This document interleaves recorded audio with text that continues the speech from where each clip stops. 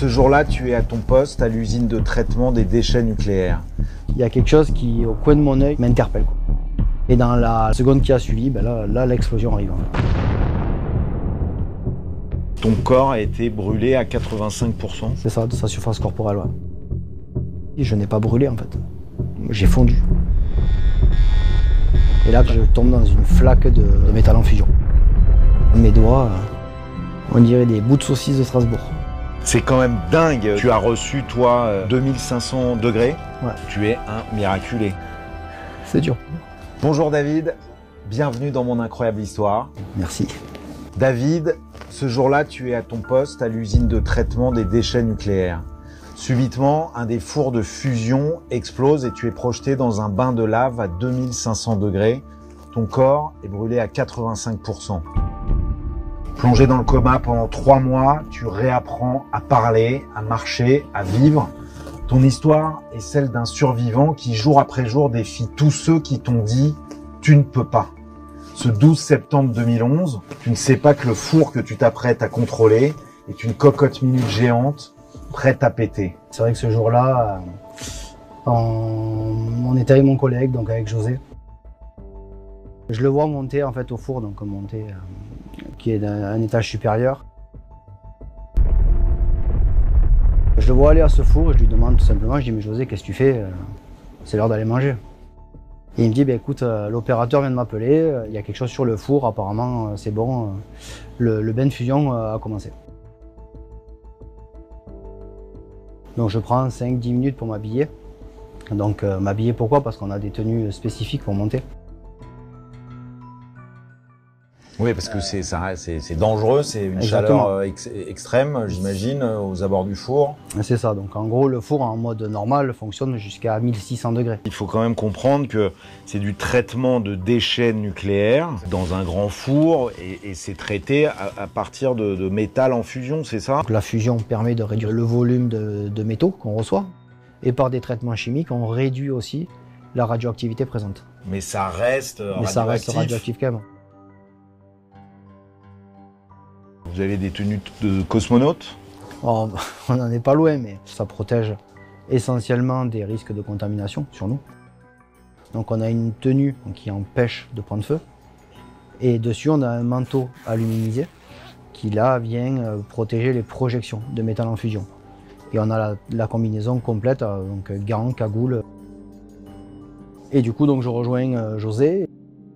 Je lui fais juste un signe en disant ben, je suis là, viens me dire, puisque là les seuls moyens de communication qu'on a c'est par la parole et c'est compliqué puisqu'on a un masque à gaz en plus avec cartouche filtrante. Vous vous entendez pas très bien. On s'entend très mal, donc il faut se parler vraiment proche l'un de l'autre. Et je lui fais signe et en espace, peut-être 5-10 secondes, il y a quelque chose qui au coin de mon œil m'interpelle. Voilà, j'ai l'impression de voir quelque chose bouger. Et dans la seconde qui a suivi, là l'explosion arrive en fait.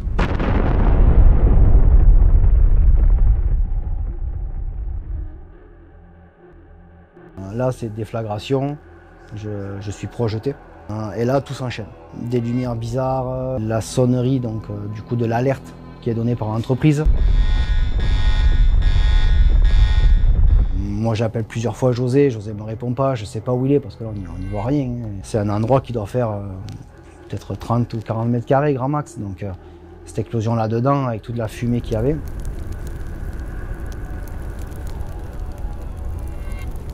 Alors justement c'est quoi l'explosion? Enfin ça ressemble à quoi? Toi tu vois quoi? Sur le coup j'ai l'impression que je vois le four bouger, monter en fait, vraiment monter de lui-même. Et là enfin, on sait pas ce qui se passe. Là c'est un gros bruit, on s'imagine même pas ce qui se passe. Je me vois pas, j'ai pas l'esprit de me regarder. Je suis un peu dans les vapes, j'ai du mal, j'arrive pas à me relever. Impossible de me relever. J'arrive pas à me mettre sur mes jambes. José me répond pas. Et là, je pense que vraiment l'instinct de survie prend le dessus. Puisque là, je décide d'évacuer moi-même. Donc là, la seule manière de faire, c'est de ramper et de me jeter dans les escaliers. J'avais pas d'autre moyen de pouvoir m'échapper. Clairement, je pouvais pas. Ce fut une mauvaise idée puisque c'est un escalier. Forcément, tous les liquides sont descendus aussi dans l'escalier. Et là, quand je me jette, en fait, je tombe dans une flaque de métal en fusion. Donc les mains en avant, tout ça. Là, ce qui est très compliqué pour moi, là, sur le coup, c'est que j'ai toujours cette douleur où j'arrive pas à me relever, c'est impossible. Et là, je vois mes mains qui commencent à prendre feu devant moi. Mais vraiment, enfin, voilà, je suis à bout de bras, donc on s'imagine à 30-40 cm, on voit qu'on prend feu. Et là, j'ai cette petite phrase qui me trotte toujours en tête. Tu peux pas rester là. Tu peux pas rester là pour tes filles. Et là, c'est compliqué pour moi. Parce que je pense à elle. Et là, j'ai la force de me lever. Je sais pas comment c'est possible, mais... Une force inhumaine, je pense, je sais pas. Donc je me lève et là, mon premier geste, c'est de récupérer un extincteur qu'il y avait derrière la porte, en pensant bien faire. Tu sais que là, à ce moment-là, t'es en danger de mort en fait. Tu sais que si tu fais pas quelque chose, c'est clair. Tout est allé très vite là. Ce que tu viens de décrire, ça a duré combien de temps?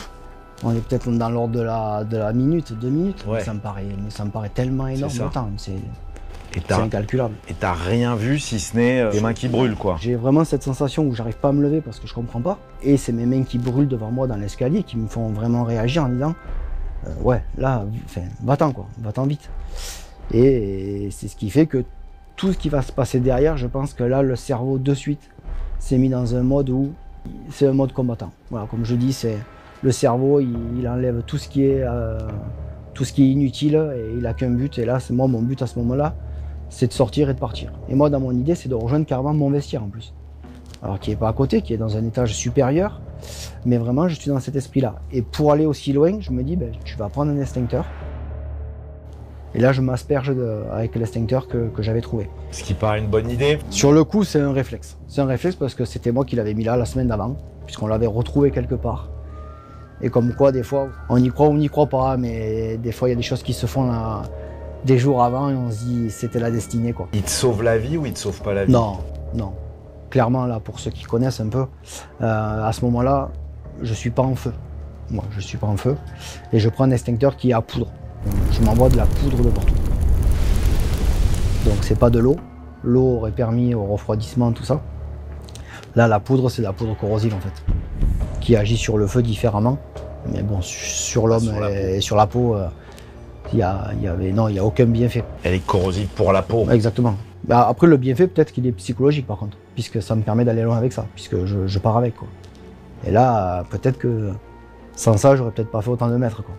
C'est-à-dire, ça a éteint, parce que tu voulais éteindre tes mains, ouais, c'est ça? C'est ça. Ça l'a fait, ça a éteint. Ça a été, mais... Sur le coup, tu te rends pas compte que ça a aussi, fait endommagé. des dégâts, ouais, exactement. Sur le coup, tu t'en rends pas du tout compte. T'as pas mal? Non. T'as mal nulle part?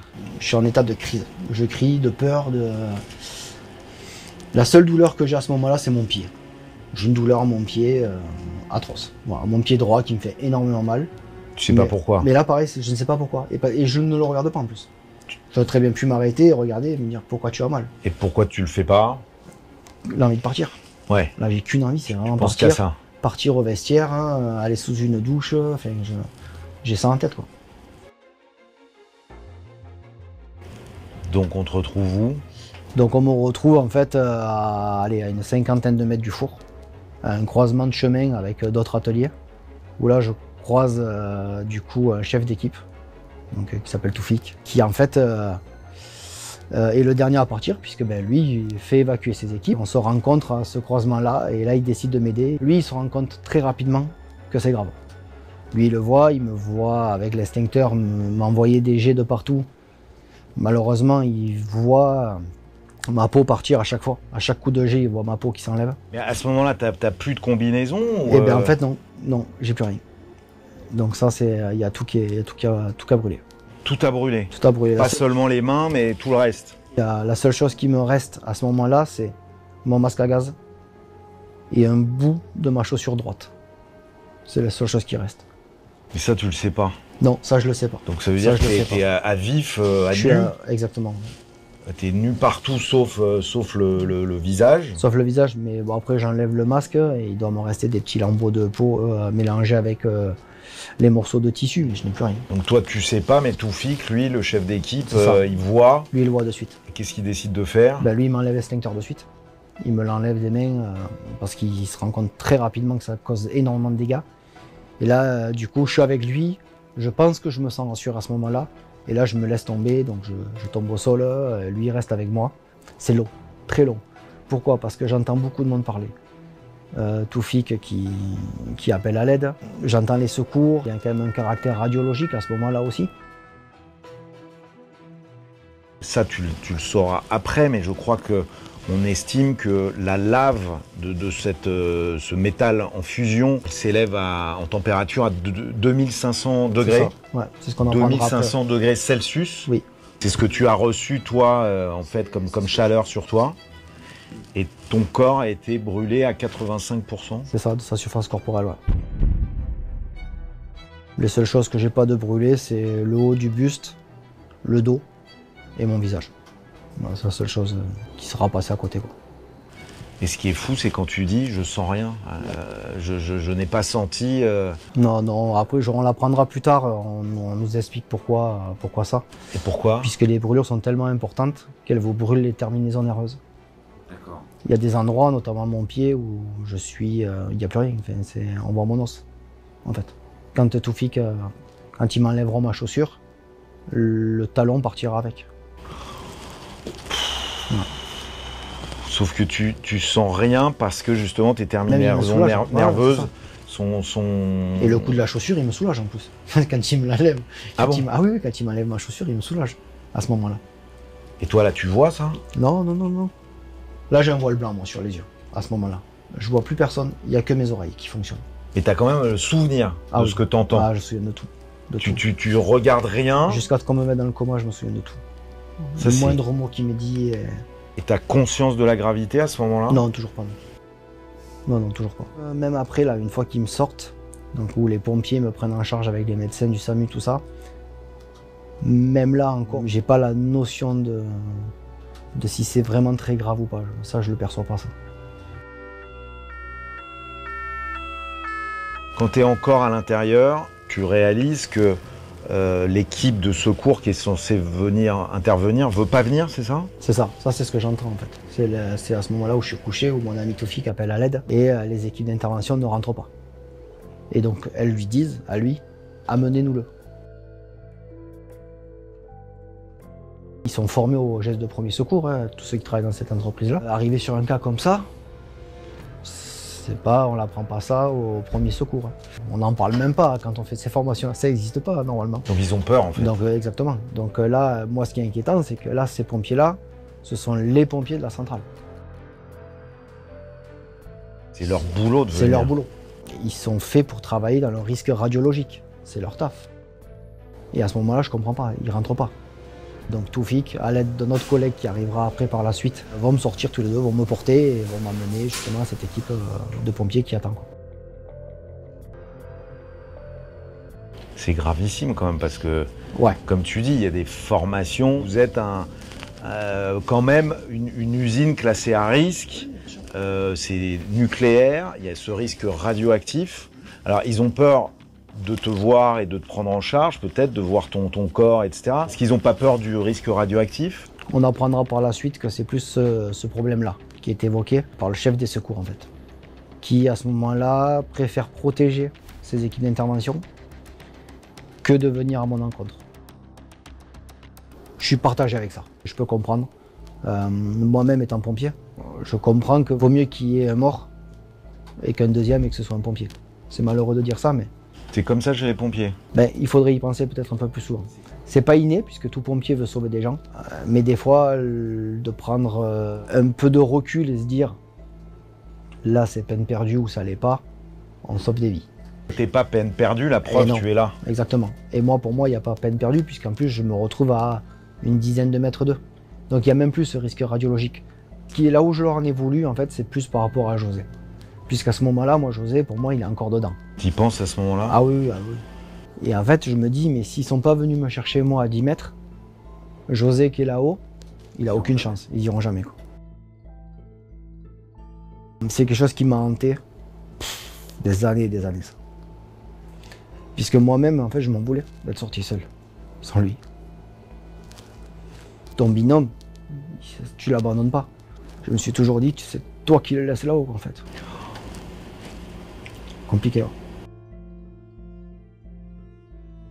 Mais dans ce que tu as vécu, qui était l'apocalypse, l'explosion, tu sauves ta peau. Lui, est-ce que tu t'es pas dit qu'il était mort sur le coup quand le four explose? Non, non, non. Je me dis, ouais, il est sorti, quoi. Enfin, ou il est encore là-haut, il attend, quoi. Et c'est qu'après quelques temps, alors grâce au procès, en fait, que j'ai appris qu'en fait, qu'il était mort sur le coup. Il est mort sur le coup. Ouais. Et en fait, c'est ce qui m'a soulagé. C'est fou, hein, mais... Donc tu as attendu des années, parce que le procès n'a pas eu lieu tout de suite, non, ouais. Des années de culpabilité, alors que les autres t'ont laissé, voulaient pas rentrer, venir te secourir. C'est pour ça que je suis partagé avec ce moment-là, de me dire, je peux comprendre, mais ça aurait été des pompiers de l'extérieur, des casernes voisines, j'aurais pu comprendre, puisqu'ils ne sont pas habitués à ce risque radiologique. Là, ce sont quand même les pompiers de la centrale.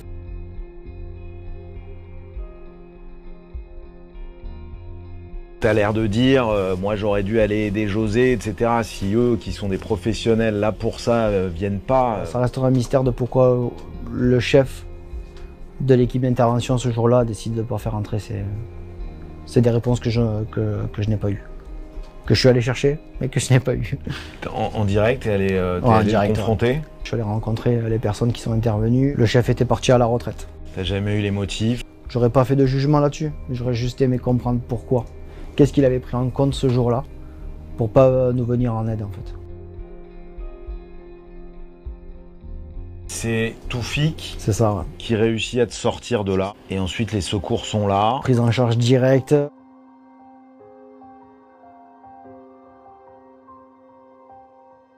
Là, l'euphorie pour moi, je parle beaucoup à ce moment-là. Je leur dis quoi faire. Genre, et quoi? Je leur demande de me mettre, en fait, on a un produit qui s'appelle Brûle Stop. Et c'est quelque chose que quand vous le mettez sur une brûlure, ça vous soulage de suite. Je leur demande de me perfuser, je leur demande plein de choses. T'es super consciente et même... Là, je suis en mode sauvez-moi, et en plus je vais vous dire quoi faire. Ça c'est quoi? C'est l'adrénaline? Ouais, là, je pense l'adrénaline et les connaissances que j'ai à ce moment-là, puisque voilà, ça faisait quand même déjà pas mal d'années que j'étais pompier. Ces situations-là, je les ai vécues moi, mais de l'autre côté. Donc je savais quoi faire. Et c'est vrai que là, je pense que ouais, le cerveau, pareil, toujours en mode combat. Mais toujours pareil, ce voile où je vois personne. Je vois toujours personne. J'entends, j'ai mon collègue du coup Cyril qui est là. Et là on déconne. Voilà, on compte que des bêtises. Je lui fais même la remarque, je dis franchement Cyril, je suis vraiment trop bête. Il me dit mais pourquoi tu dis ça? Je me suis mis de la poudre plein les yeux. Impensable de sortir ça à ce moment-là. Ce qui était vrai, je m'étais mis plein les yeux. Mais je lui sors ça comme ça. Alors lui, il a deux doigts de pleurer parce qu'il voit l'état. J'ai traumatisé tout le monde en fait à ce moment-là. Parce qu'on a du mal à se rendre compte de quoi tu as l'air à ce moment-là. Tu ressembles à quoi là? Vaut mieux pas le savoir. Vaut mieux pas le savoir. Non. Toi-même tu le sais pas ou... Je soupçonne. Brûler à 85%, ça veut dire que ta peau à 85%. 85% de votre corps est brûlé. Le plus grave dans ça, dans ces 85%, c'est que j'ai 79% de brûlure au 3e degré, voire plus. Donc le voire plus, c'est pas le 4e degré, ça n'existe pas trop en médecine. C'est la carbonisation, c'est qu'il n'y a plus rien. Donc pas seulement la peau, mais aussi la chair, les muscles. Il n'y a plus rien. Là on est brûlé jusqu'au plus profond, qu'on puisse. Le 3e degré c'est ça en fait. Le 1er degré, on va dire, c'est la brûlure liée au soleil. 2e brûlure, ça va être celle qui vous fait une petite cloque. 3e degré, vous êtes brûlé tous vos tissus jusqu'au muscle, voire jusqu'à l'os. Et donc ça c'est 79% de mon corps qui est comme ça. Donc là, de suite, bien sûr, là, il y a une notion de gravité qui est implacable. On a peine à imaginer que tu es encore debout, en train de donner des conseils et des ordres. Ça paraît complètement fou, quoi, irréel. Je pense que c'est le bon mot, ouais, irréel. C'est parce que tu es particulièrement costaud. Et c'est quoi le secret? C'est la génétique ou... Peut-être aussi ce que j'ai fait avant, très sportif à ce moment-là. Très sportif. Et moi, je sortais de l'armée. Je me suis engagé dans les commandos. Je suis dans les fusiliers commandos de l'air. Toute ma vie de militaire a été dure. Ça a été dur, puisqu'on apprenait que ça, à être dur. Et c'est un esprit, j'imagine, de guerrier, quoi, c'est ça? C'est quelque chose qui m'a envahi mon esprit tout le temps en disant c'est ma guerre. C'est mon combat. Voilà. Tu vois, c'est le mien. Je le partage pas. C'est le mien, j'y vais dedans et c'est parti, quoi. J'étais rugbyman à ce moment-là. Pareil, c'est des états d'esprit forts. On se relève. Au rugby, on a pas mal. Je pense que là, vraiment, cet état d'esprit-là, il est lié à ça.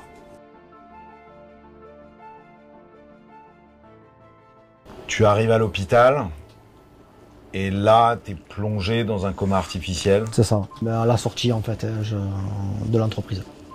Ils me mettent dans le coma directement. Immédiatement.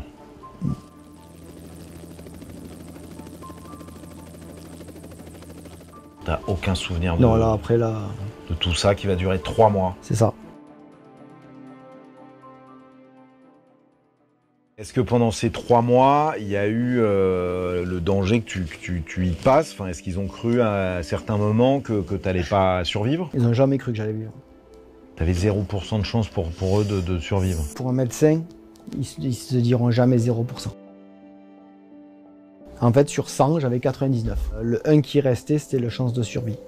Et en pourcentage, ça revient à 0,01% de chance de survie. Ah, ça fait pas lourd. Non, ça fait pas beaucoup. J'ai plus de chances de gagner au loto que ça, je pense. Donc, ouais, la grosse prise de conscience quand je vois ça. Je me dis, waouh. Autant dire que c'est nul comme chance de survie et que tu es un miraculé. Ah ben totalement. Totalement. Même eux, ils me le disent en fait. Parce qu'ils m'appellent comme ça en fait. Le miraculé. Bah oui.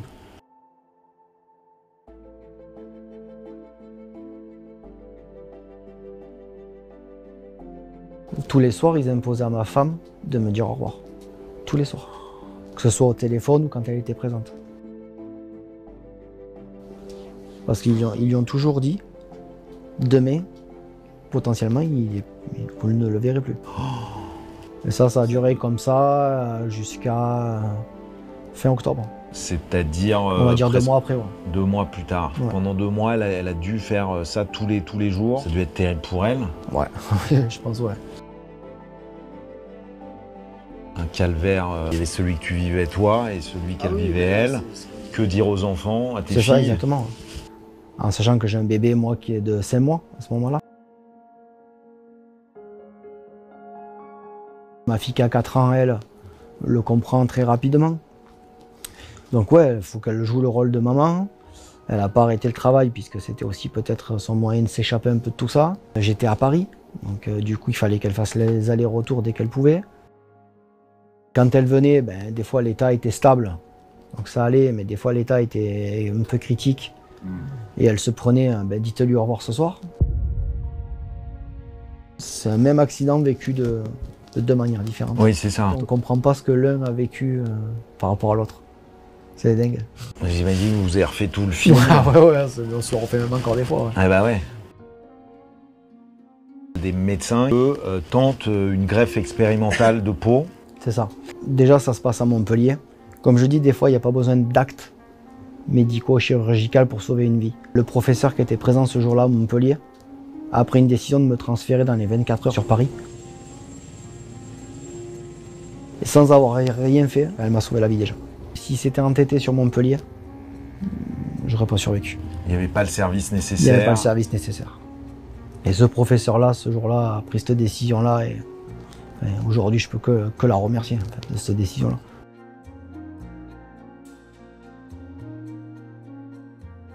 Et du coup, ben, en fait, la décision, c'est de m'envoyer à Paris, puisqu'ils ont ce procédé, donc ils appellent ça, donc c'est la greffe de kératinocytes. Tout simplement, ils me prélèvent une cellule de peau qui est saine, quelque part sur moi.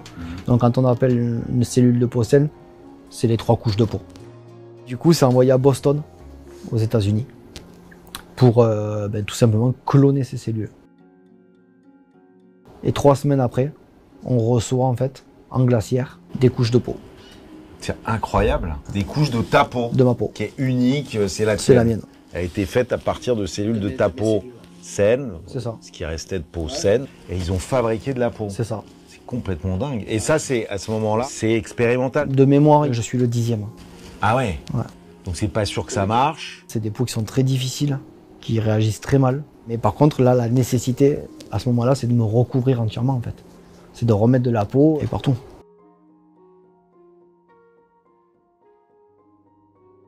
À ce moment-là, tu es à l'hôpital militaire de Percy, Oui, c'est ça, c'est ça. qui est donc réputé pour les grands brûlés. Les moyens sont mis. Ah oui, et qui du coup un grand soulagement, puisque là, on a tout ce qu'il faut pour recouvrir le corps.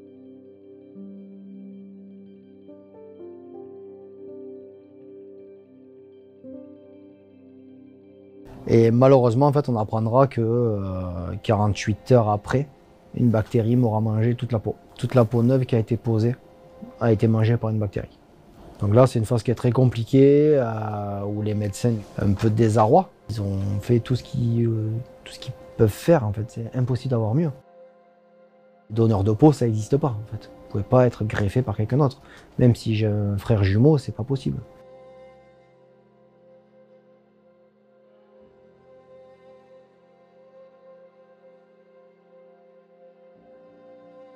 Et là, pareil, dur à dire, et on ne sait pas pourquoi, j'ai mon dos qui cicatrise à une allure anormale, ce qui va permettre à prélever 2 fois de la peau, ce qui ne se fait pas en fait.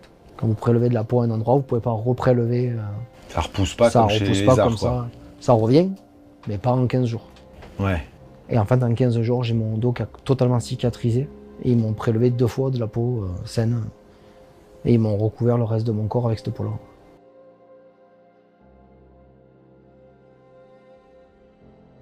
Alors maintenant, je pense que tu peux le dire. T'es un super-héros.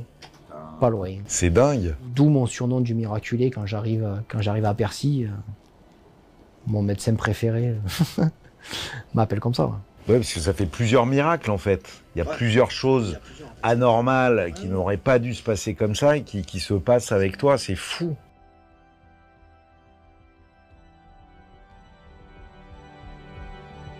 Et puis un jour, tu te réveilles, c'est le jour de ton anniversaire. C'est ça, ouais. Une petite semaine avant, ils attaquent le processus de réveil. Et puis alors, comme c'est plein de signes, c'est pas que le jour de ton anniversaire, c'est aussi le jour du réveillon de Noël. C'est ça. C'est le 24 décembre Ouais, 2011. Tu te rappelles de ce moment où tu ouvres un œil? Ouais, là, oui. Là, les premiers médecins arrivent. Ils viennent tout simplement se présenter, dire où on est, puisque moi, là, ça, j'en sais rien. Puis la date. Dire bonjour monsieur, on est le 24 décembre. Joyeux anniversaire. Voilà, joyeux anniversaire. On est à l'hôpital. C'est ça. Toi, tu te rappelles que la dernière fois que tu avais 12 les yeux septembre, ouverts, c'est ça. Tu t'en rappelles? Ah oui, tout de suite. Ah oui, tout de suite. T'es resté figé, toi. Ouais, c'est ça, exactement. Exactement. Et même, j'en suis tellement figé que mes premières questions à ce moment-là, c'est de savoir, José, est-ce qu'il est vivant ou il est mort? Même si, dans mon esprit, je sais qu'il est mort, puisque c'est ce que j'entends par les pompiers au moment de l'accident. Puisqu'ils emploient on a des noms de code pour les personnes décédées. Moi, je les entends et je les comprends. C'est quoi le code? Delta, Charlie, Delta, décédé. Et donc, c'est vrai que quand je me réveille, j'ai cet esprit qui est un peu vague. Et donc, je demande justement au médecin de savoir, mon ami José, est-ce qu'il est vivant? Donc là, ils m'apprendront qu'il est mort. Mais sans savoir les circonstances, voilà. Moi, pour moi, quand je l'ai quitté, il était toujours en haut et potentiellement en vie, avec cette idée que j'avais bien entendu quand même qu'il était décédé, quoi. Et comment tu réagis à ça? Je réagis pas. T'éprouves de la... Ouais, tristesse, bien sûr, comme encore aujourd'hui. C'est un truc qui m'a jamais quitté. C'était un pote à toi? Et c'est quelqu'un avec qui j'ai eu une attache particulière. Des fois, ça s'explique pas. Des gens avec qui vous vous sentez bien. Et en plus, le fait qu'il soit mon parrain dans l'entreprise, donc il m'apprenait le métier, donc forcément, un énorme respect pour lui. Et ensuite, j'imagine tu vois ta femme, tes enfants? C'est ça. Je vois mes parents, ma femme. Les enfants, je les vois pas, ils sont interdits. Je suis dans une chambre stérile, où très peu de personnes peuvent rentrer. Si elles rentrent, il faut qu'elles soient habillées de la tête aux pieds pour éviter toute bactérie. Donc ça limite les interactions. Et sinon, c'est une vitre qu'il y a sur un des côtés du lit. Donc il y a des petits box en fait pour chaque chambre, où la famille se met là et elle vous parle à travers un téléphone. Comme au parloir en prison. Tu ressembles à quoi, toi? T'as beaucoup maigri, hein, c'est ça, pendant ces mois de coma. Ah, ouais. Tu pèses 50 Je kilos. fais 50 kilos, ouais. Et t'es entouré de Je suis bandé de la bandages. tête aux pieds, ouais. Le peu que j'arrive à me voir, je vois que du blanc. Je suis entouré de bandes. Et là, tu commences à te demander ce qu'il y a en dessous? Non. À quoi tu ressembles? Non, même Non pas. Non. Ça, c'est fou, ça, non? Non, non, j'ai pas ce truc-là. Pas du tout. Non. Et c'est tout juste avant, sur un des derniers pansements qu'ils me font, où il me dit, bon, ben là, on va te soulever et tu vas regarder tes jambes. Et donc là, je regarde mes jambes. Ce qui me choque, c'est la taille de mes jambes. J'étais sportif, j'avais des gros mollets, j'avais des belles cuisses. Là, je regarde ma jambe, elle était pas plus grosse qu'un avant-bras. Il n'y avait plus rien, il n'y avait plus de muscles. Et la peau, toute rose. Toute rose, toute lisse. C'est pas choquant. Enfin, toi, t'es pas choqué, mais... Non.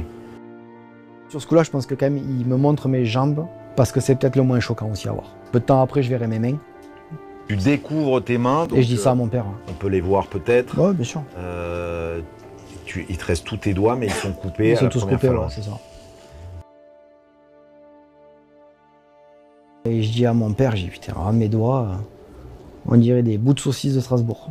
Alors mon père, je le mets dans un état à ce moment-là, je pense qu'il m'en veut encore. Moi, je rigole. Lui, il rigole un peu sur le moment, mais ouais, je sais que ça va pas fait rire. Il était choqué, ouais. Tu te dis pas, c'est grave, c'est horrible, mon Dieu, j'ai plus mes doigts, la vie va être compliquée, tout. Non, non. Ah non, parce que pour moi, en plus, là, je me fais réparer par tous les médecins et puis c'est reparti, quoi. Je suis pas handicapé à ce moment-là. Pour moi, il n'y a pas d'handicap, là. Mais ils te disent quoi, les médecins? Ben, ils essayent de me le faire comprendre, mais je leur dis non, non. Ah ouais. Ah non, t'es dans un déni? Je suis dans un déni de l'handicap complet. Pour moi, c'est non. Vous êtes handicapé, oui, momentanément, c'est ce que je leur disais. Alors que tu as vu tes mains, tu as vu tes pieds. Mon état, je le comprends, parce que bon, ben, pendant des mois et des mois, j'ai des tuyaux partout, je peux pas bouger. Donc ouais, je sais que c'est grave. Mais je vais m'en remettre. Parce que tu as subi des amputations. Les phalanges, ce sont des amputations. Ouais. Ils ont essayé de les sauver. Ils ont essayé de sauver mes doigts.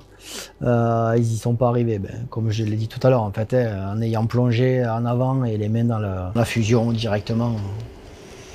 Donc tu as subi 14 opérations, dont l'amputation des premières phalanges de toutes tes mains. La peau, les muscles et les tendons ont été brûlés jusqu'à l'os. C'est ça? Attends, parce que moi je suis pas pompier, je suis pas... C'est quand même dingue de se dire que tu réagis comme ça, quoi. Tu crois que tu vois pas ou...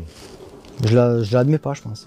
Je pense que je refuse le mot handicap. Pour moi, non, c'est pas possible.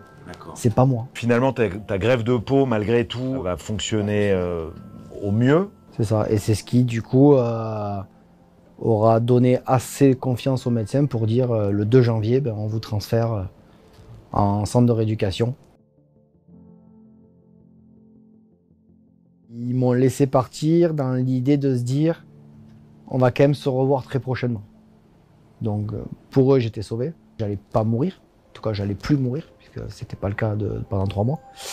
Par contre, ils pensaient vraiment qu'on allait se revoir pour des greffes qui allaient pas marcher, des plaies qui allaient se réouvrir, puisque c'est le grand risque en fait. Moi, j'ai des plaques de peau de partout. Certaines font plusieurs centimètres, certaines font quelques millimètres. Et tout ça, à chaque fois, chaque jonction de plaque est une cicatrice. Ce qu'on voit aujourd'hui sur mes bras, chaque trait est une cicatrice. Donc il faut comprendre que chaque cicatrice se rétracte. Parler de douleur, mais est-ce que tu peux décrire? Aucune douleur à ce moment-là encore, puisque là, la sédation, elle est énorme. Ah, des bonnes drogues. T'es pas resté accro à tout ça? Je m'en suis débarrassé. Donc toute cette période après le coma, tu n'éprouves pas de douleur? Pas de douleur, par contre, aucun mouvement possible, quoi. Tu peux pas bouger, t'es immobile totalement? J'ai que la tête qui bouge. J'ai pas de problème, je suis pas tétraplégique, voilà, j'ai pas eu d'atteinte à la moelle osseuse. Enfin, mes jambes peuvent bouger, mes bras peuvent bouger. C'est juste que je n'ai plus de muscles pour les faire bouger. Qu'est-ce que tu fais de tes journées? Oh ben là, c'est la télé, rien. Rien? Non, rien. Tu reprends du poids, j'imagine? Ouais, c'est ça, là, ils vous nourrissent avec des apports nutritionnels en plus. Des petits repas, après, du coup, une fois qu'ils m'enlèvent le tuyau pour pouvoir respirer. Donc là, je peux reprendre à manger normalement. Donc toujours avec de l'aide, bien sûr.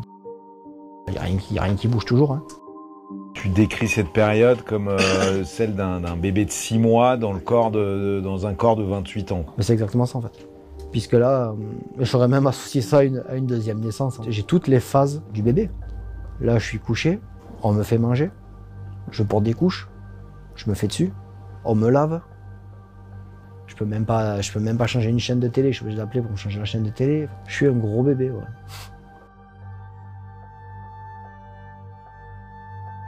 T'as l'usage de la parole quand même. J'ai l'usage de la parole, donc j'ai perdu un peu mon accent marseillais à ce moment-là. Ah bon? Ouais. C'est incroyable ça. Ouais. Non mais vraiment. Ah ouais, non, je te jure. T'as perdu ton accent marseillais. Ouais, j'avais perdu mon accent à ce moment-là. Ouais. Donc j'ai refait de l'orthophoniste après. Donc t'es un gros bébé et tu déprimes. Ouais, là j'en prends un coup. Sur la partie où on se fait laver, faut pas être pudique là. Quand vous avez 28 ans et qu'on vient et qu'on vous soulève les jambes pour vous changer une couche, la fierté elle en prend une claque là. Ça me désespère pas non plus. J'associe ça à un acte qui est passager, mais qui fait mal, qui fait mal au fond, au plus profond de moi, ouais, ça fait mal. Ouais.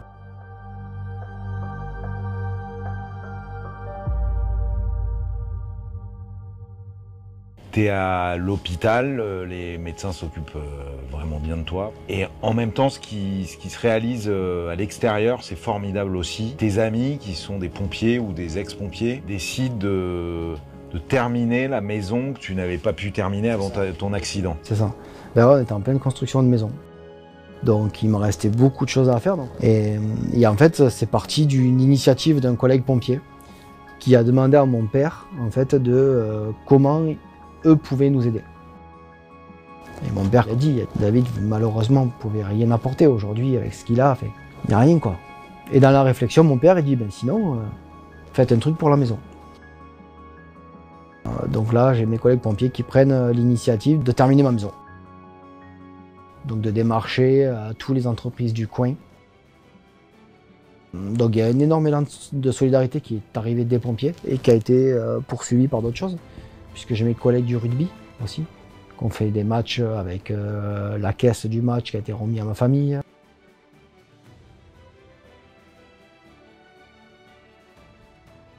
Les collègues du rugby qui sont venus aider mes collègues pompiers pour finir la maison. Ça, tu le sais? C'est une surprise, ouais. Et je le verrai une fois que je rentrerai à la maison plusieurs mois après. T'as dû être super ému. Ah ouais, là c'est classe. C'est classe. Ah ouais. Et puis surtout, t'as des vrais amis, quoi. C'est ce qu'un pompier doit être. Ça fait chaud au cœur. Je te sens même ému. Ouais. C'est dur. J'ai plus l'habitude d'aider les autres que l'inverse. Et dehors, ça c'est beau, mais c'est dur. Parce que c'est un truc que je leur rendrai pas, quoi. Je pourrais pas leur rendre. À la fois, ils l'attendent pas non plus. Parce que c'est pas que pour moi, en fait. C'est pour ta famille. Et ouais. Mes enfants, ma femme. C'est surtout pour eux, je pense. C'est marrant que tu dises c'est dur, alors que c'est beau et que tu l'as pris comme ça. Et toi, tu voudrais leur rendre. Ouais. Et j'imagine tu leur rends au jour le jour, par ta présence, que tu es, te voir vivant, te voir marcher, te voir travailler, on va en parler, parce que ta vie s'est pas arrêtée, elle a continué. Donc, pour eux qui t'ont soutenu, j'imagine le plus beau cadeau, c'est que tu aies repris goût à la vie. Le meilleur moyen que j'ai fait pour leur rendre, c'est de retourner travailler aux pompiers. C'était le meilleur moyen de leur montrer que j'étais toujours là, quoi. Puisque là aussi, il a fallu défier beaucoup de personnes et de systèmes pour pouvoir dire je vais reprendre les pompiers. Ça paraît fou. Ah ouais, totalement fou. Pour faire quoi aux pompiers? Dans l'idée, refaire comme avant. J'ai pris quand même une bonne résolution, je leur ai dit j'irai pas au feu. Mais quand même, tu as hésité à éventuellement retourner au feu. Ouais. Cet accident-là me serait arrivé en tant que pompier dans un feu. Peut-être que la phobie du feu vient. Moi, c'est pas le cas. Si on prend mon cas vraiment de ce qui s'est passé, pour être vraiment plus précis, je n'ai pas brûlé en fait. J'ai fondu. Réellement en fait. J'ai jamais été en feu. J'ai jamais été une torche humaine, comme on pourrait le croire, quelqu'un qui est dans un feu. Moi, j'ai fondu à la chaleur. Ça paraît précieux pire. Ouais. Les dommages sont plus importants, plus rapides, et la douleur plus intense. Alors, on n'en a pas vraiment parlé de la douleur. Elle vient justement quand tu sors de l'hôpital. Avec la rééducation, ouais, c'est sûr que là les douleurs... C'est musculaire, c'est tendineux, puisque là, le seul moyen d'assouplir la peau, c'est d'y tirer dessus. Mais quand je dis on y tire dessus, c'est vraiment jusqu'à la limite qu'elle casse, quoi. Il faut venir casser la fibre à l'intérieur de cette cicatrice, sans fissurer la peau, pour pouvoir étirer un maximum. Tu devais comparer à une douleur que tu as connue, enfin, ça ressemble à quoi? Non, c'est incomparable. Ah, c'est incomparable. C'est des sensations qui sont très bizarres en fait.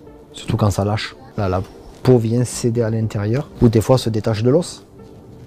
Par moment, et là vous avez un gros claquement, et voilà, ça fait mal. Et ça, c'est quotidien, ce travail de, ouais, tous les jours.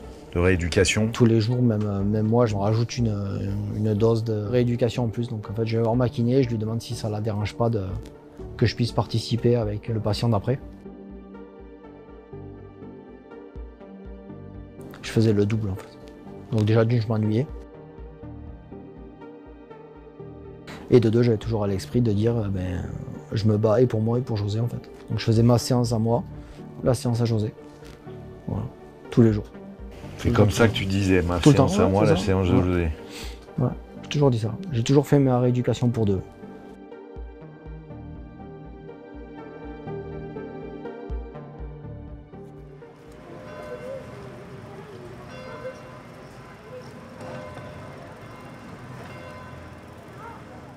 Le moment où tu rentres chez toi, ta fille a 3 ans et elle te reconnaît pas vraiment. La plus grande, elle va avoir 5 ans, donc il n'y a pas de souci.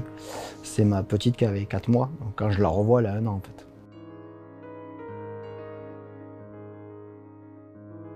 Elle me reconnaît pas, elle sait pas qui je suis. Quand elle a 3-4 mois, je pense pas qu'elle associe un visage de son père. Là, je la vois pas pendant 7 mois. Elle me voit arriver comme un étranger en fait à la maison, donc. T'as encore tes bandages, etc. Ouais, en plus, ouais, c'est impressionnant. C'est bizarre en fait. Elle a une réaction où, voilà, elle m'appelle pas, clairement. Voilà, si elle doit m'appeler, elle fait parce qu'elle sait pas qui je suis. Donc là, compliqué pour moi par contre. Là, très compliqué parce que là, je rentre et j'ai mon enfant qui sait pas qui je suis, quoi. Donc dur, très dur. Il a fallu apprendre à vous connaître l'un et l'autre. Ouais. Ça a pris du temps. Ça a pris du temps. C'est allé très vite. J'étais tout le temps à la maison, donc je m'occupais d'elle. Et on a une attache très particulière en fait, tous les deux, puisqu'elle n'a pas vraiment vécu cet accident-là. Elle a eu beaucoup de questions bien après en fait. Comparé à Manon, qui elle a bien compris qu'il y avait des risques que son papa rentre pas, quoi.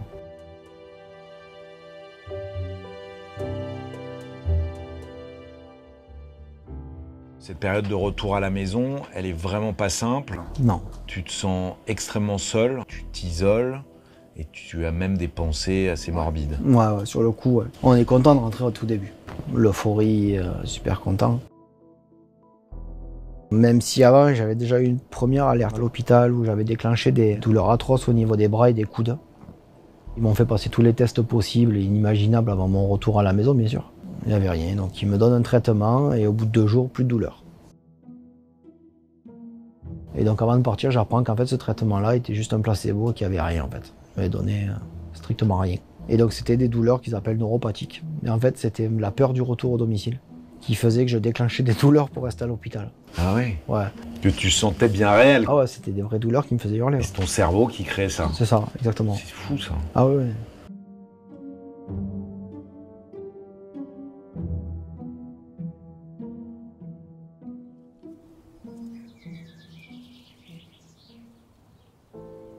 Et le retour, il est compliqué puisque je rentre à la maison, je suis quand même bien handicapé, hein. J'ai du mal à marcher, on doit me laver, j'ai encore quelques soins aussi, j'ai des pansements à faire, j'ai mon kiné tous les jours.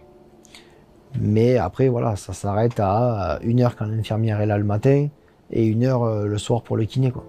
Et le reste de la journée, je suis seul parce que ma femme travaille. Du coup, je prends un roulement qui est un peu bizarre. Je dors pas bien la nuit, donc je dors un peu plus le jour, je regarde la télé. Quand la télé m'énerve, je vais jouer à la console. Quand la console ça m'énerve, je passe sur l'ordinateur. Et puis quand ça m'énerve, je repasse à la télé. Je suis pas bien, je supporte moins les personnes. J'ai des idées en me disant, mais en fait, putain, mais ta vie, est-ce que c'est ça, quoi? Est-ce que c'est ça que tu veux, quoi? Est-ce que t'es pas un poids pour les autres au final? Est-ce qu'il vaut mieux pas aller se foutre en l'air d'un pont, quoi? C'est des idées qui passent. On a lu que 70% des grands brûlés, comme toi, présentent des troubles psychiatriques dans les 2 ans suivant l'accident. Un état de stress post-traumatique, comme en revenant de la guerre. Et c'est de la dépression, de l'anxiété sociale, et avec des pensées suicidaires, exactement ce que tu as vécu. Ouais, c'est ça. Moi, je l'ai vécu un peu plus tard, mais je l'ai vécu. Tu l'as pas vécu très longtemps. Non, pas très longtemps, et puis j'ai pris la décision de me faire aider. Par un psy. Par un psy, ouais. Donc j'ai fait la technique qu'ils appellent l'EMDR, Ouais. qui est pratiquée justement pour les personnes qui n'ont pas trop envie de parler sur le moment, puisque en fait, il n'y a pas de discussion. La seule discussion, c'est d'aller chercher précisément le point qui vous met dans cet état-là. Donc j'ai eu 3 séances, et ça a été révolutionnaire. En 3 séances, En 3 séances, tu te sentais mieux. ce que je lui racontais en pleurant, au bout de la 3e séance, je le racontais en rigolant. Et alors, ton plus gros traumatisme? Et c'était en fait quand j'étais dans l'escalier où je me disais tu peux pas mourir ici pour tes filles. Ça quand je le racontais, c'était en pleurs, mais en grandes larmes, parce que je ne supportais pas dire ça. Là aujourd'hui, on va dire que ça va. Pourquoi ce moment précis? Je pense que c'est peut-être là où j'ai pris conscience que j'allais mourir si je restais là. Puisque sur le coup de l'explosion, comme on s'est dit tout à l'heure, l'euphorie, les sirènes, la fumée. La seule image que j'aurais vraiment, moi, de mon corps sur l'accident, c'est d'être là dans le métal en fusion et de voir mes mains qui prennent feu. Et puis d'y associer cette phrase-là qui est forte. Tu peux pas mourir là pour tes filles, quoi. Continuer à être suivi un peu, parfois? Non. Non. Non. En fait, ma thérapie, je me la fais tout seul. C'est-à-dire que ce qu'on est déjà en train de faire là aujourd'hui. Mon histoire, je la raconte facilement à des amis, même à des inconnus. Il y a plein qui se posent des questions. Hein. Qu'est-ce qui vous est arrivé? Je le raconte aisément.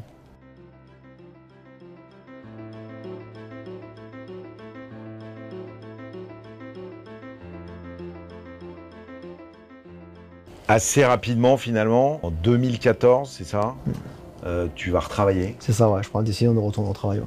Et comme tu fais pas les choses à moitié, tu te dis, tiens, je vais retourner. Là où j'ai eu mon accident. C'est fou. À ce moment-là, je voyais aucune autre possibilité. C'était pas entendable pour moi de ne pas retourner là-bas. Tout le monde a essayé de te dissuader, j'imagine? Ouais, non ouais, bien sûr. Ta femme aussi? Ma femme aussi. Quand bien même après, elle a compris aussi quand je lui ai dit les arguments que je m'étais moi-même donné, en disant ben voilà pourquoi tu vas y retourner. Ben, elle m'a dit oui, ben, vas-y. Si vraiment c'est pour ça, vas-y. Et du coup, en fait, mes arguments, c'était pour moi-même déjà montrer à tout le monde que j'étais bien revenu. Et j'ai eu ce mot-là un jour, un des directeurs, en disant le jour où je partirai de l'entreprise, je sortirai par le portail et pas par les airs. La deuxième mission que je m'étais donnée, c'était partager aussi ce qui s'était passé. Faire comprendre aux autres les erreurs qui ont été commises. Puisqu'il n'a pas explosé par magie. Certes, ça vient d'un problème technique, mais les décisions humaines autour de cet accident-là sont fortes pour moi. Et tu pensais qu'en retravaillant là-bas, tu allais pouvoir faire de la pédagogie et, ouais, c'est ça, apporter des idées en disant moi, les gars, j'ai vécu ça ce jour-là. Si on avait fait ça, peut-être que ça serait pas passé comme ça. Je suis allé même plus loin que justement retravailler dans l'entreprise, c'est que j'ai travaillé sur le redémarrage du four. Et là, toi, tu replonges dans la gueule du loup, quoi, ou dans le traumatisme. Ouais, c'est ça. Tu le refais vivre. Aujourd'hui, je pense que ça a été une mauvaise idée. Mais sur le moment, ça me faisait tellement du bien d'y être. J'avais un milieu social qui redevenait à peu près normal, même si je travaillais qu'à mi-temps au début. Mais c'était important pour moi. C'est pas grand-chose, mais il y a par exemple notre salle de réunion que j'ai fait renommer au nom de notre collègue José. C'est pas grand-chose. Mais c'est tellement important. Au fur et à mesure, je crois que le rythme est très dur et tu finis par quitter l'entreprise. C'est ça. Le mot est dur, mais je vais quand même le dire, mais que j'étais plus à ma place. On comprend vite que les idées que j'apporte ne sont pas prises en compte, voire ne sont pas entendues. Donc ça blesse un peu parce qu'on se dit « Attendez quand même, les gars, vous oubliez un truc. Enfin, moi, je suis face à vous, mais il en manque un, quoi. » Et ça, vous ne le prenez pas en compte.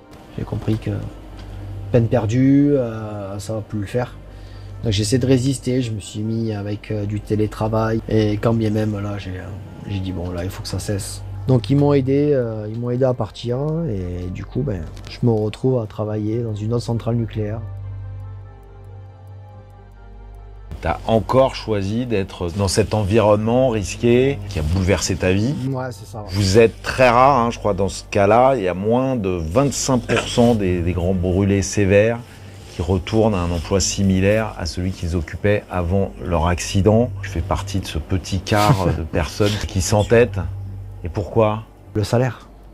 Parce que moi, à cette époque-là, j'ai toujours une maison à payer.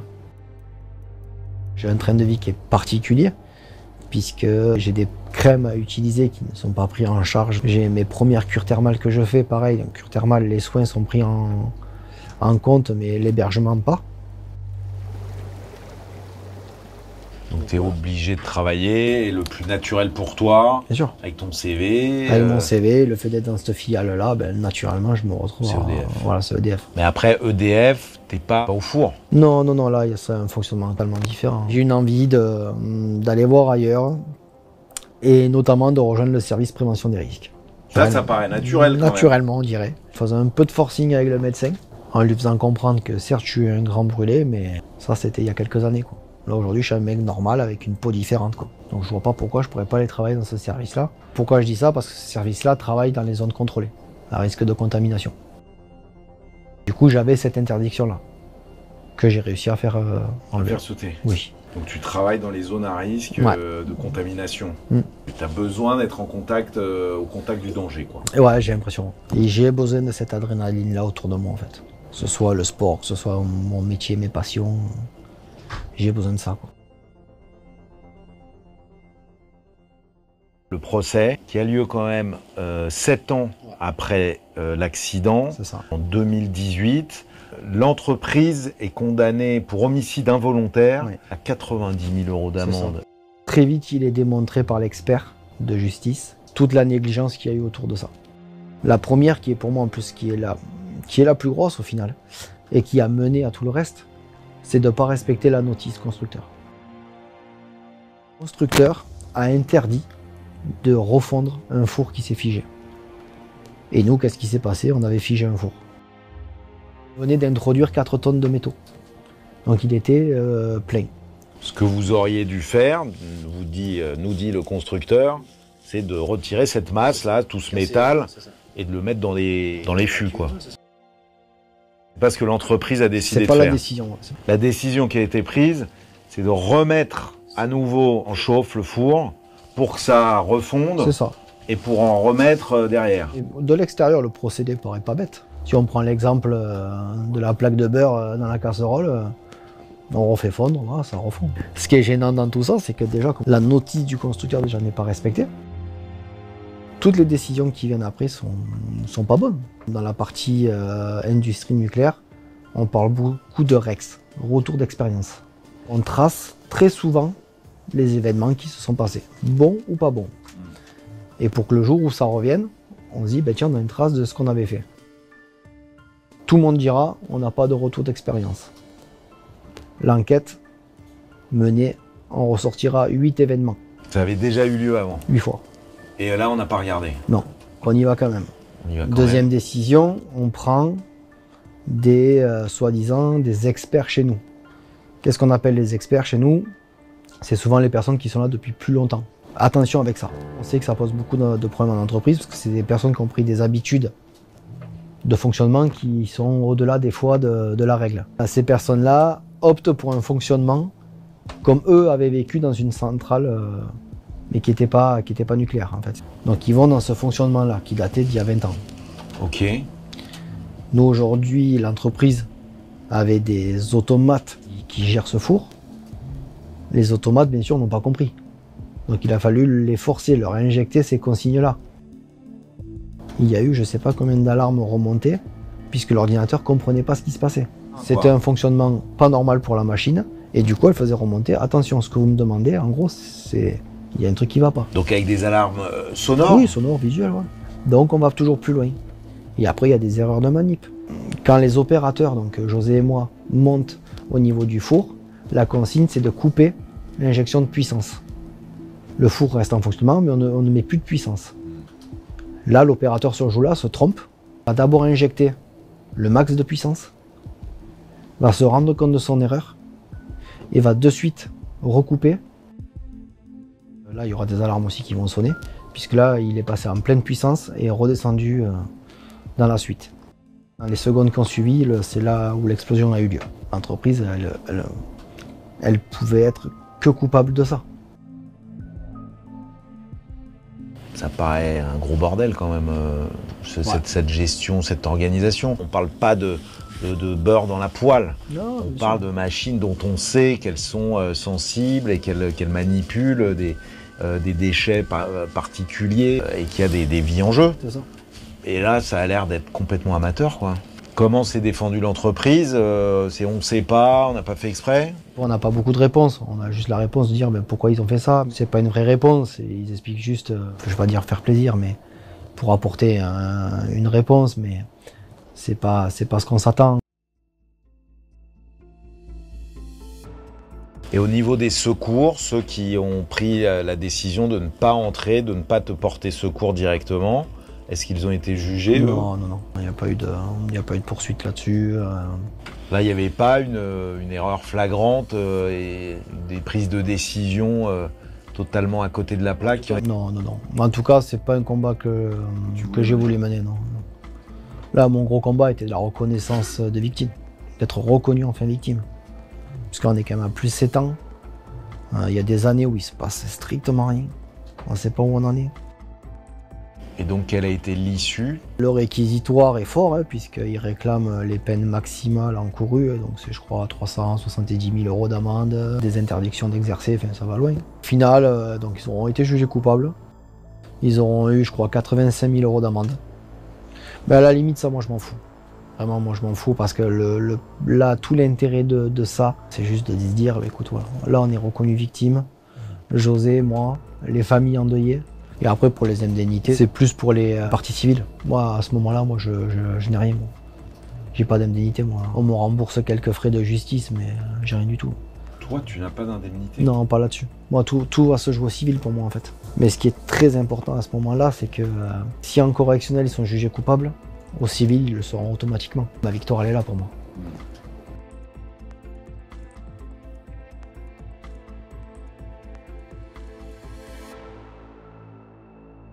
Donc le civil, il est passé? Ça y est. Ça y est. Cette année. Et ça s'est bien passé? Ça s'est bien passé. Donc ils t'ont attribué des indemnités? C'est ça. C'était pas maintenant que j'en avais besoin, en fait. C'était avant? C'était avant. C'était quand il me fallait une rampe pour pouvoir monter mes escaliers. C'était une douche et pas une baignoire avec des choses où je peux m'asseoir. C'était un WC particulier. C'était des adaptations de voiture. Et là, à ce moment-là, ton assurance ou personne t'a aidé là-dessus? L'assurance de la maison, je la perds 15 jours avant mon accident. Je suis radié de mon assurance pour un impayé. Oh! Sauf qu'à cette époque-là, j'ai 27 ans, la vie est belle. Dans un mois, là, je regarderai, t'occupe. Voilà. 10 jours après, il y avait l'accident. Oui, ça fait réfléchir, ça. Pas prendre à demi-mesure ce genre de choses. Ouais. Du coup, vous pouvez le payer cash. Quoi. Ouais. Et moi, je le paye cash. Quoi.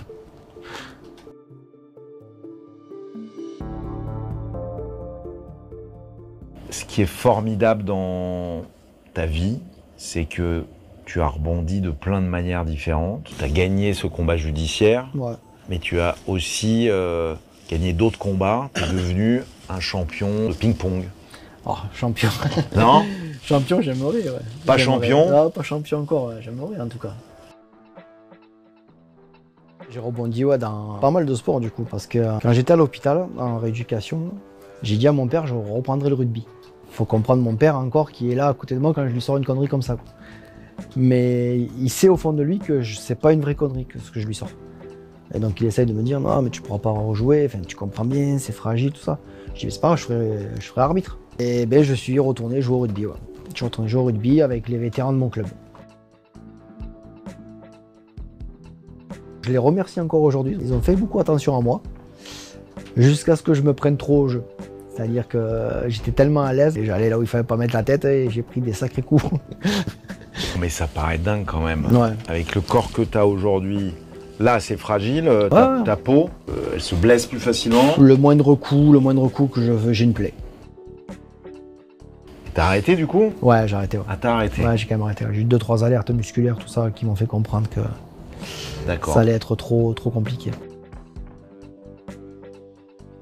Explique-moi comment tu prends le ballon, tu manques les phalanges, Avec les mains comme ça. avec les mains comme ça, zéro va. problème. Non. Ok. Ah, des fois, ça ripe un peu. Des fois. Mais bon, je disais que c'était humide. C'est pour ça. Ok. Je le fais. Quel autre sport? Le ping-pong donc? Et du coup, ping-pong, ouais, ping-pong, alors c'est ma révélation depuis 3 ans. Il me fallait un sport moins à risque, pour lequel je prenne autant de plaisir.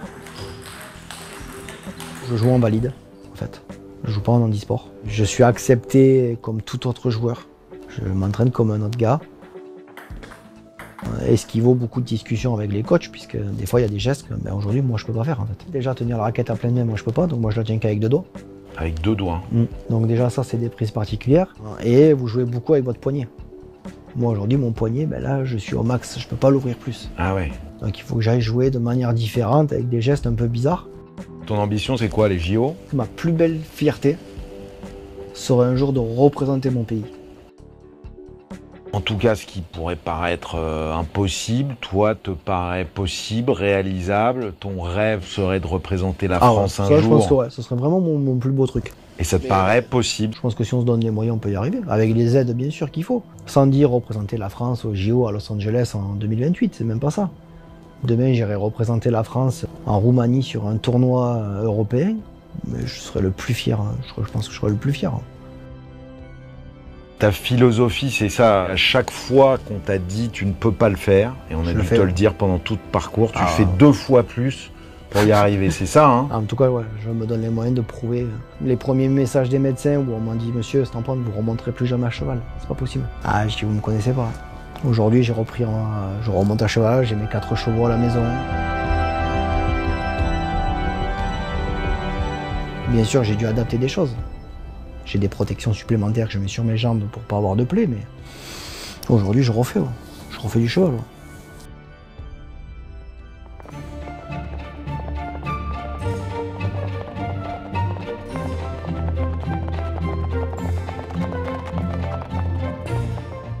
Aujourd'hui, tu es un homme heureux.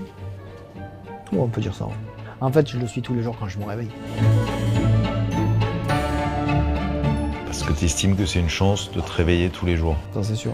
Tous les matins, quand je me réveille, je ne me le dis pas tous les matins, bien sûr, ça serait mentir de dire ça. Mais de très nombreuses fois, je me dis quand même, c'est quand même pas mal. Et en fait, ce que je me dis toujours derrière, c'est qu'il y en a un, lui, qui se lève plus.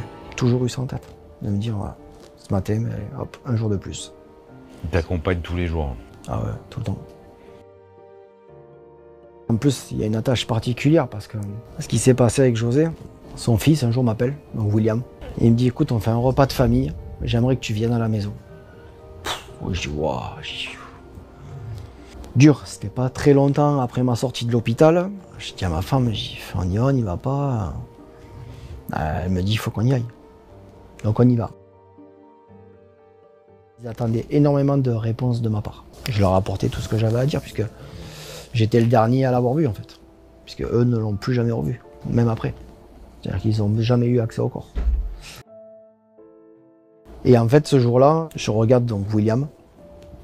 Et tout le repas, je me dis, ah, tu le connais. Tu as déjà vu sa tête. Alors il ressemble tellement à son père.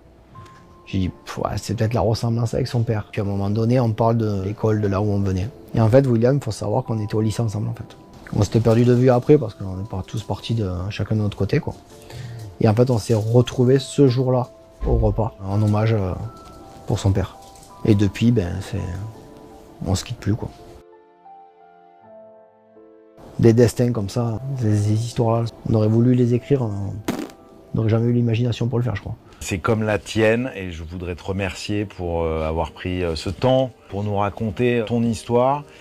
Moi je trouve, alors tu vas peut-être dire que c'est trop, que tu es un être extraordinaire, c'est-à-dire que beaucoup de choses que tu nous racontes de cet accident et de la façon dont tu l'as vécu et de toute ta reconstruction est absolument exceptionnelle. Et je trouve que c'est remarquable d'avoir la chance de t'entendre sur la longueur. Vraiment, merci Merci pour tout ça, David. Merci à toi, merci pour l'invitation.